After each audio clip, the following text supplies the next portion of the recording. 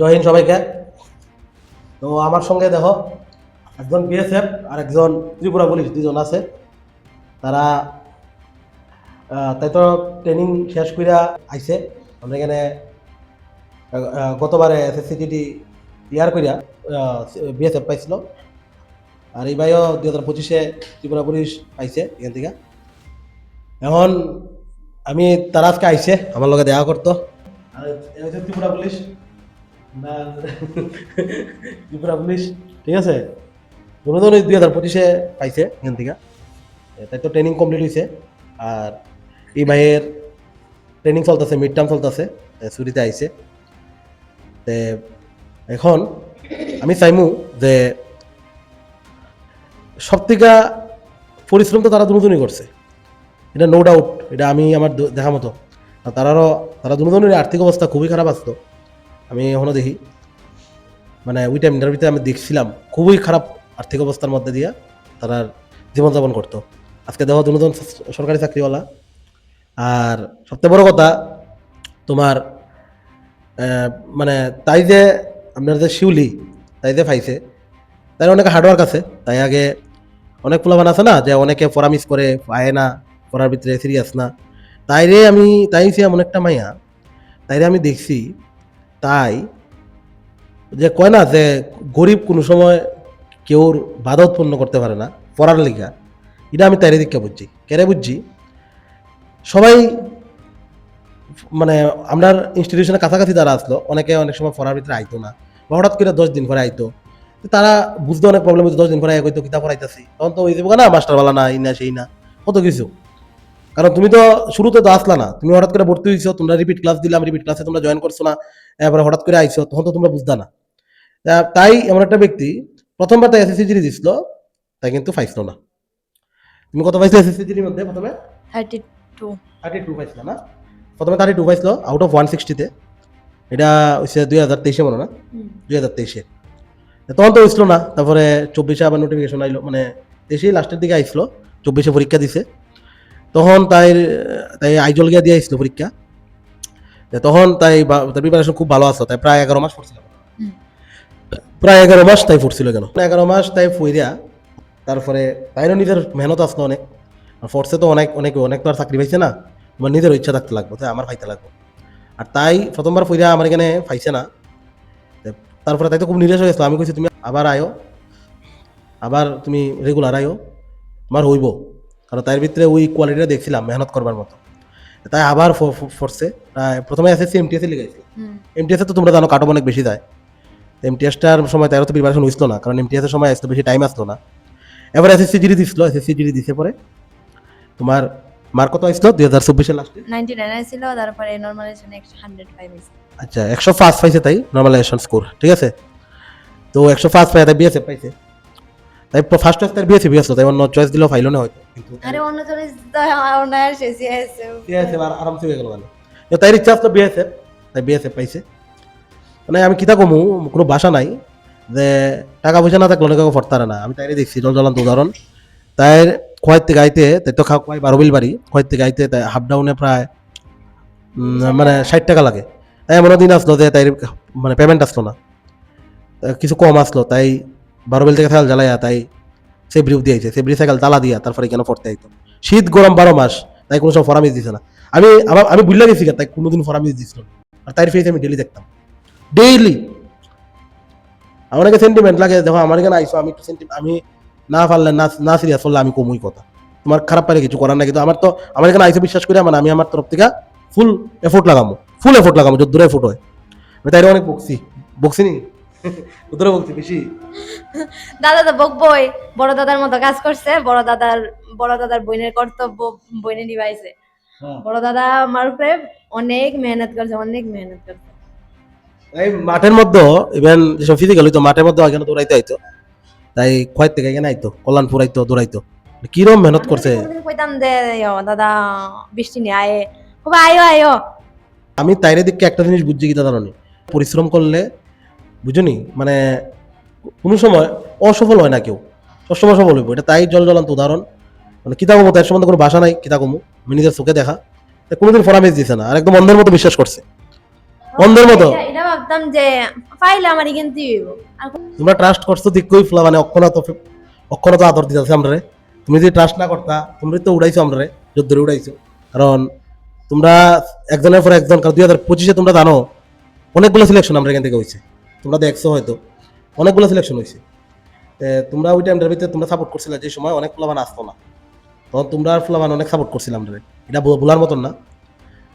আমি তাই দেখে কই যে তোমরা মায়ের আরো চাকরি লাগবো, নিজের পায়ে দাঁড়াইতে হইব, ইটিসের সমাজত রাখবা রেখা পড়বা। এমন না যে মেয়ে মানে তোমার চাকরি লাগতো না, নিজের পায়ে দাঁড়াইতে হইব সবাই, যেটা সবথেকে বড় কথা। আজকে খুবই করবো বোধ হয়। আর তুমি আরো অনেক বড় হও, আর দাঁড়াই থাকবা না, জায়গা তারা যাতে লাগে, তারা লাগ দিব, ঠিক আছে, এটা অবশ্যই লাগ দিব। আর ইভেন তাই অনেক সময় তার মেতে প্রবলেম হইতো, ম্যাথটা কম জোর আসলো, তখন তাই কিতা করতে পারি 2 সপ্তাহে যাতে পড়ানো হইতো, 3 সপ্তাহে যাতে পড়ানো হইতো, পুরা মানে এক লগে কইরা তাই একদিন লয়ে আইতো। আমার কইতো ক্লাসের পরে আমার একটু প্রবলেম আসতো, একটু 15-20 মিনিট সময় দিব। আমি আর দিতাম না, কিতা তোমার বোঝার ইচ্ছা, আমি কোনোদিন না করছি, না কোনোদিন না করছি, বুঝবার ইচ্ছা আর বুঝাম, যে বুঝবার ইচ্ছা নাই কোথাও ওদিকে কথা কইব, তার লগে তো করতে ইচ্ছা করে না, কারণ তার লগে মেহনত করে আমার লাভ হইতো না। তুমি যদি পড়তে চাও তাহলে আমি জান দিলাম। রাহুল দেব এসএসসিজির মধ্যে প্রায় 2 বছর পড়ছে, ত্রিপুরা পুলিশের পরীক্ষা আসলো, ত্রিপুরা পুলিশের পরীক্ষার প্রিপারেশন হইছিল, এসএসসিজির প্রিপারেশন হয়েছে। আমি অনেকে কই যে ত্রিপুরা পুলিশের লেগে ভর্তি হয়ে যাবো নি। দেখো এসএসসিজিডি এমন একটা জিনিস, এটা ফলে যে কোনো ডিফেন্সের একদম ক্লিয়ার হয়ে যাবো, মানে স্টেট লেভেলের কো দাদা মনে আছে আবার যে কইতা যে তুমি ত্রিপুরা পুলিশের মধ্যে বেএসএ এর মধ্যে ঢুকবা কিনা, তুমি পি দিছো, তুমি এটা করো না গেলিগা। আমি দাদা তোমাকে কইতাম আমি এসএসসি পড়তাছি, ত্রিপুরা পুলিশ পড়তাম। আমি এটা কইছিলাম যে তো আমার এখানে তো এমন না যে 2টা ব্যাচের মধ্যে পড়লে আলাদা আলাদা ফি দিতে লাগবে, ঠিক আছে, তুমি এসএসসি ফি দাও, আমি ত্রিপুরা পুলিশের কোনো ফি লাগতো না। এসএসসির এইসব ম্যাথ রিজনিং এইসব পড়াশোনা আমার ত্রিপুরা পুলিশের মধ্যে খুব ইজিলি হয়ে গেছে। আমি শুধু একটু পড়তে লাগছে জিকেটা, ত্রিপুরার জিকে। শুধু ত্রিপুরা নর্থ থেকে এক্সট্রা পড়তে লাগবে। আমি অনেকেই কই যারা ত্রিপুরা পুলিশের লেগে পড়তে এসএসসিজিডি ব্যাচে পড়লে হয়ে যায়। আমি অনেকেই কই কেমনে পড়া লাগবে আমার জানা আছে, এটা নিশ্চিত দাও, কারণ এতটা বছর পড়াই লেছি না। আমরা ফায়ার সার্ভিস যারা পড়ছে তারা কইতে পারবো কিরকম কমন পড়ছে, মানে যারা ফিরে গেছে এখান থেকে, যারা কইতে পারবো তারা কোনো একটা ব্লেম উঠাইতে পারতো না।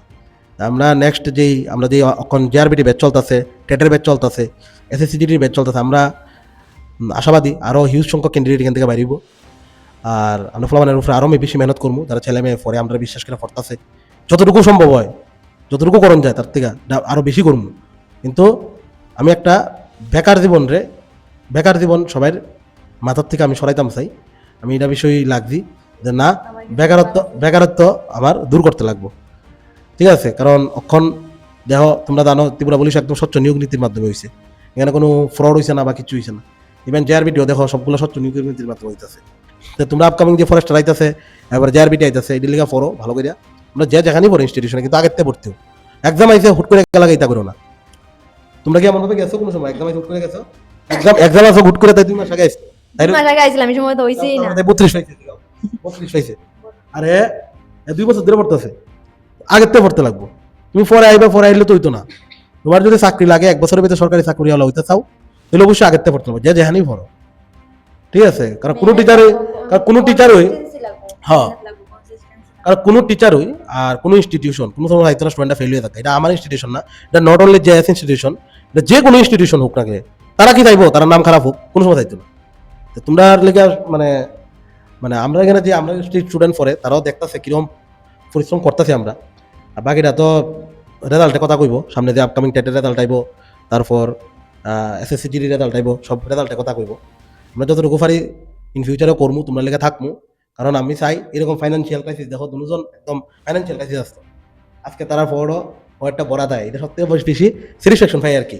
সব থেকে মানে রাত্রের কয় না, রাত্রের ঘুমটা খুব ভালো হয় মানে এই সমস্ত মানুষটির দীক্ষা, কারণ তারা একবারে জিরোর থেকে উঠতে এই জায়গাত গেছে। কো কি কইবা? আর এটা মনে করতে নাই যে মানে আমার দ্বারা হইতো না, লোকে যদি টানা দেয় আছে না, এটারে কাজে লাগাও, এটারে কাজে লাগাইতে হইব। আর কি তার লোকে তো টানা দিবই, লোকে টানা দিলে এটা নিজের মধ্যে চিত করে নিতে হইব, করতে হইব ভালো করে। আমার দাদা থেকে একটা গিফট আনছি। গিফট দাও, তোমরা এই গিফটের কোনো দরকার আসলো না, তোমরা আইসো এই গিফট আমার। এটা কোনো গিফট না, এটা তুমি যে একটা আমরা কইরা দিছো যেরকম, এটা তো না কিচ্ছু নাই। হ্যাঁ, এটা তো না কিছু না, তোমরা গিফট দাও, কারণ তোমরা যে আর্থিক যা শুধু একটা মতলব ওই যে মানে দেখা যাতে আপনার কথা মনে হয়, আর এটা লেগে আর কিছু না। আচ্ছা অন আনছো, অন তো মানে আমি তোমরা ফিরে আইতাম না, কিন্তু আমি একটা দেখো আর গিফট আইনো না, আর গিফট আইনো না, ঠিক আছে, আর গিফট আইনো না, গিফট লাগে না, তোমরা একটা জায়গায় যাইতা, এটাই আমরা সবচেয়ে বড় গিফটটা পাওয়া। দেখা যাতে আমার কথা মনে হয়। ঠিক আছে, আমি দেখালো কি গিফট আনছে, ধরো একটু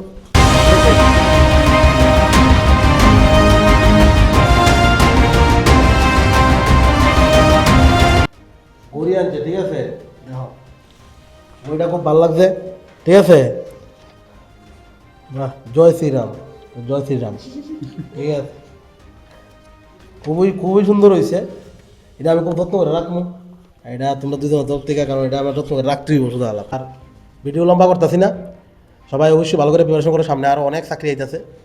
আমি চাই যে সবের গাড়ির থেকে যাতে যারা আমরা ফলো করো আর আমার এখানে ইউটিউব চ্যানেলে ভিডিও দেখো, তোমরা ম্যাথের ভিডিও, রিজনিংয়ের ভিডিও, তোমরা আগামী দিনে যাতে আরও ফ্রুট তারো, ওইটি প্রার্থনা থাকবো আমার ভগবানের কাছে। আর তোমরা অবশ্যই মানে জোর কদমে পড়ো, কারণ সামনে অনেক আরও ভ্যাকেন্সি আইতেছে, ত্রিপুরা পুলিশ, এবারে এসএসসি জিডি, তারপর GRBT group C, group D, forest guard আর ফরেস্টার, এই সবগুলো ভ্যাকেন্সি আইতেছে। তোমরা অবশ্যই মন লাগাই পড়বা, যাতে তোমরা মা বাবার মুখো প্লাস নিজেরা মুখো হাসি ফুটাইতে পারো, আর আমারও খুশি করতে পারো। কারণ তোমরা চাকরি পেলে আমার খুশি, কারণ তোমরা যদি চাকরি না পাও তাহলে আমরা পড়াইলাম কারে, এটা তো সবচেয়ে বড় কথা। তোমরা চাকরি লেগেই সব বহাবাদ্য, হঠাৎ করে রাগ উঠতে থাকা, ফরামিস দিলে, কারণ ফরামিস দিলে আমরা তার মধ্যে সিলেকশন দেওয়াই মুখ এমনি, তা তো আইতেইব ফরাত রেগুলার, একদিন বুঝে না, 2 দিন বুঝে না, 3 দিন বুঝাইমু। অনেকের বেস একদম খারাপ থাকে, খুবই খারাপ, তোমরা রেগুলার আইতে লাগবো অবশ্যই, তারপরে বাকিটা রেজাল্টের পরই কথা হইব না, ঠিক আছে। আজকে এতটুকুই, সবাই অবশ্যই ভালো থাকবার, জোর কদমে পড়বা। জয় হিন্দ, বন্দে মাতরম।